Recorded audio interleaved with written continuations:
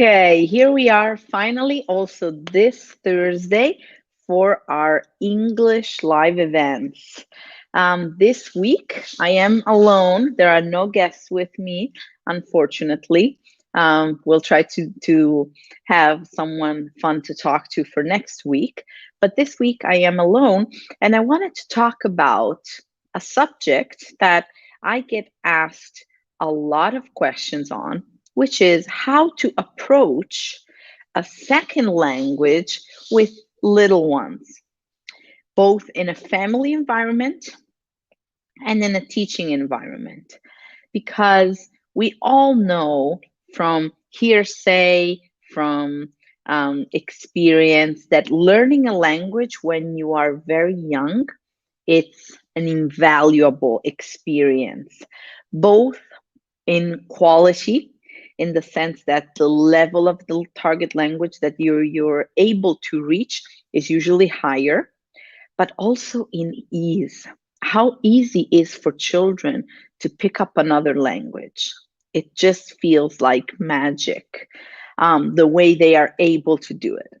And so many times, both parents and schools who want to introduce uh, an English program for little ones wonder what is the best way to do it.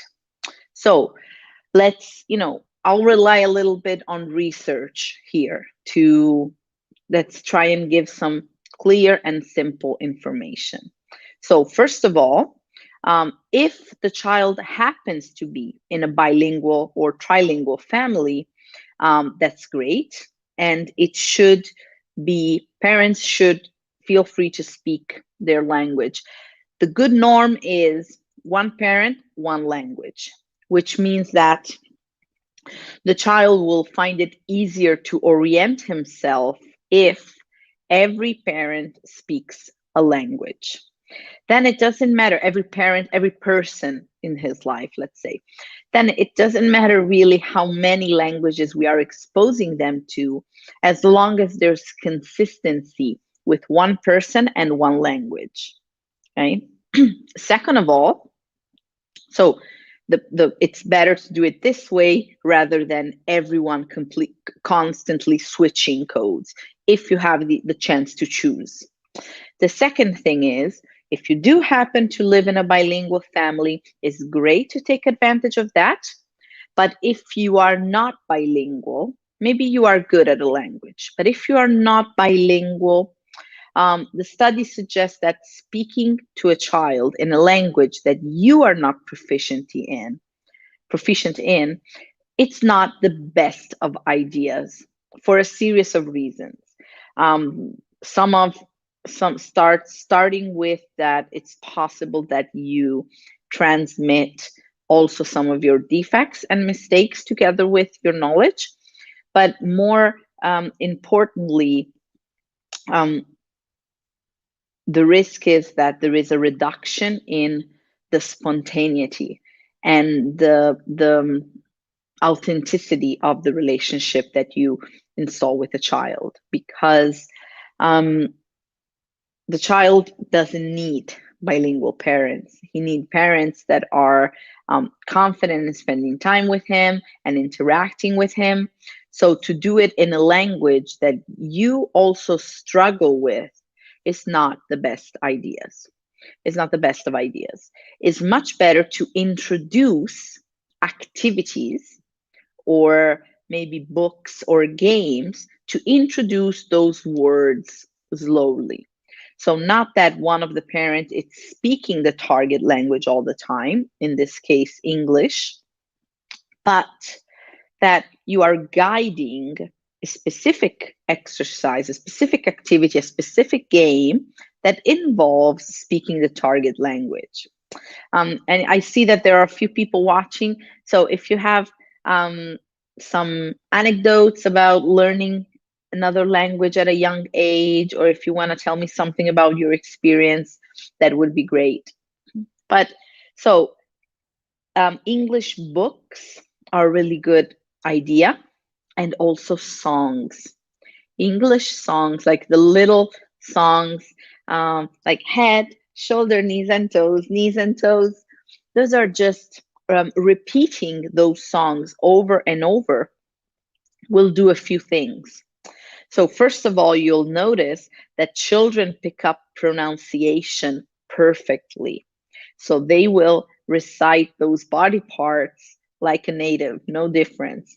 They will be able to pick up not only the word, but the actual, the perfect pronunciation. And also, thanks to these movements that match the movement with the word. So, you go head, shoulder, knees and toes, knees and toes. So the fact that you're pointing at the body part together with the word will make it self-explanatory. So there's no lessons involved. There's just singing a happy song and dancing the small choreography. So songs are a very good way to introduce children to another language. Flashcards are also very used. So for older kids, if you like to have flashcards that have a picture and then the correspondent explanation in the correspondent word in both languages, that's great. In general, around usually like 24, 26 months, if they haven't already, they will become conscious about the fact that there are different languages. So if you expose them to the mother tongue and a target language, they will become aware that there are two separate languages. Usually, children who grow up in bilingual families will say, like, this is how mommy says it, and this is how daddy says it. So they won't yet be able to say, no, this is Spanish and this is French, but they will be able to say, this is how mommy says it and this is how daddy says it. Also, the reason why I told you not to stress about you being the one speaking to your child if you're not proficient in the target language is that research has shown that as much as 2 hours of a week of high quality interaction in the target language, it's enough. If it's done consistently, it's enough for the child to develop in their brain the structure for another language and to actually grow up bilingual. So 2 hours a week of high quality interaction. Interaction means that the child needs to be required to do something, not watch a video. Okay, watching a video for child passively, most of the time they will concentrate on the image and very, very rarely will they pay attention to the audio because they will not understand it, it will not be familiar to them, and they'll just stop trying to listen.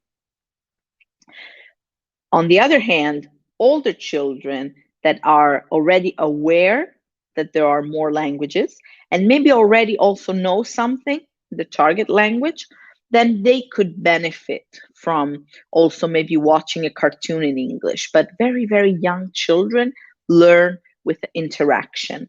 So they need to be rewarded, let's say, when they understand something. They want to see, they are still experimenting with this whole communication thing. And so it's good for them when, like, you give them a prompt in the target language and they are able to, okay, the light is okay, and they are able to understand and they are able to catch that prompt. Let's see if we can move because the light, it's very shiny today. Okay, and they are able to get that prompt and to understand it, then it's very rewarding for them. It's very satisfying and it can really get that cycle of positive reinforcement going. Okay, so high quality interaction, and 2 hours is enough. 2 hours a week. Then said plenty of songs and games. So there is a huge selection of songs. Songs that go together with the movement are great. And also there are many English courses also for children out there that are based on this, on songs and repetition of songs and movements that go together with the song to help them memorize it. and these sort of things. But if I have to point out the one important thing, because it doesn't matter if you sign them up for an English course, if they listen to English songs online, if they do the dancing, if you play with them in English, if you have the flashcards and you do all of that, if you pressure it. Because it doesn't have to be a competition. It doesn't have to be a game. It has to be a game. They don't have to prove you how many words they have learned. Also, because children are smart. And I've seen this happen countless times, that you don't know how much they know until they need to use it. This happens over and over. If a child doesn't feel that he has to do it, he's comfortable using his mother tongue. Everyone around him understands him. Even if he's been attending the classes and singing the songs and doing everything that he's supposed to the eye of the parents, the parent have no idea, no clue if a child learned something, because very rarely will the child express this knowledge.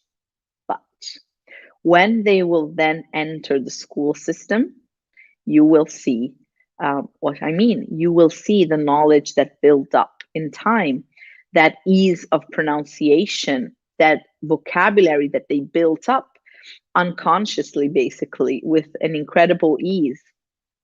And you will see the real difference is there. That being in contact with the second language at a very early age, being in contact with another language, really transform children's brain from the get to go.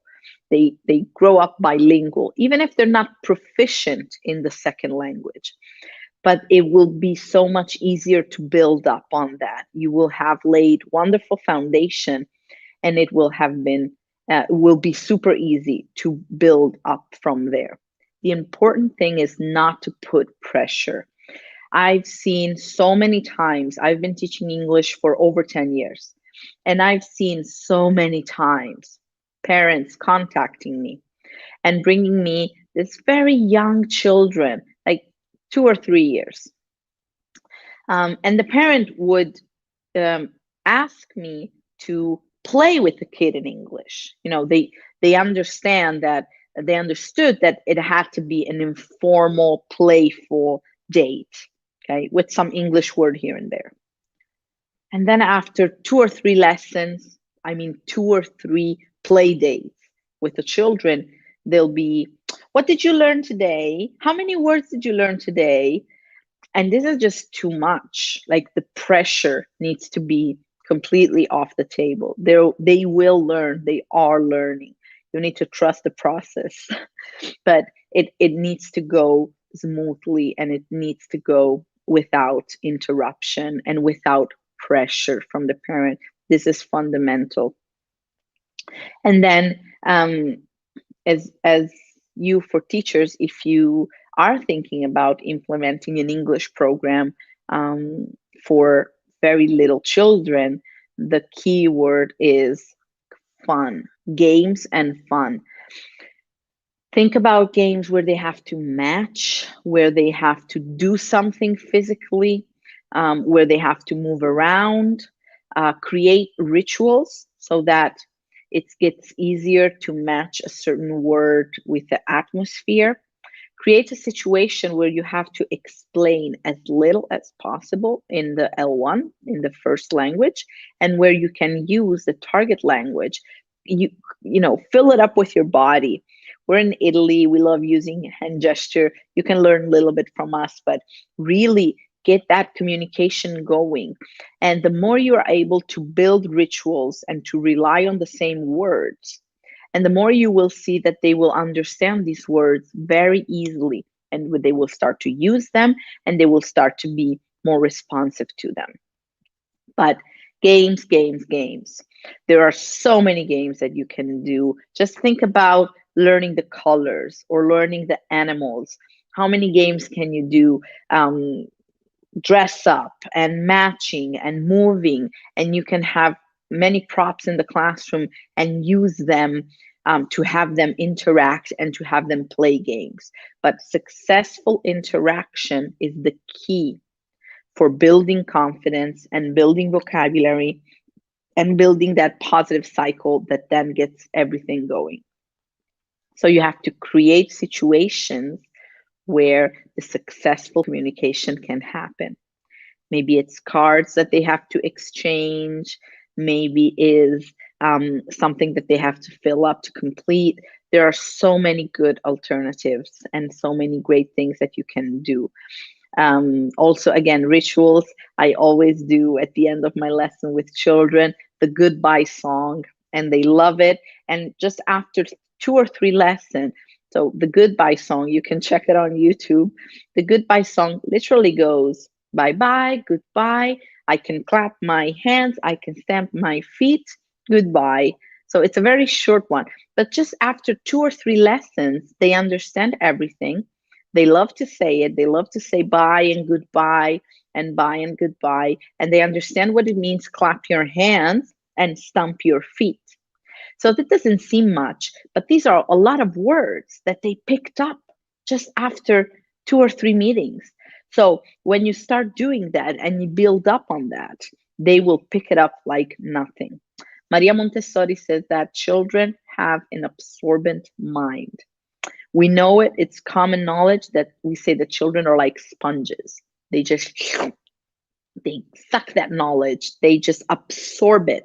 If they are in the right environment and surrounded by the right stimulus, they will pick it up as nothing. It will be so easy. So again, no pressure.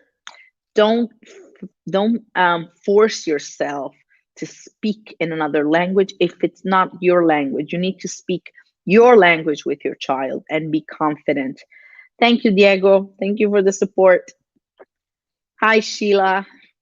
So you need to be confident in the language that, oh, the shiny sun is here again. I'm sorry. This is the live of interesting light effects. Okay. You need to be confident in the language that you're using. You need to not put pressure on small children that are learning, and you need to turn everything as much as possible in a game and a super fun activity. Thank you for watching. This time I was alone.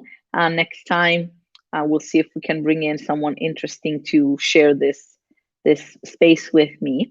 Thank you so much for those who were watching, and enjoy the rest of your day. And I will see you next Thursday for the English Live event.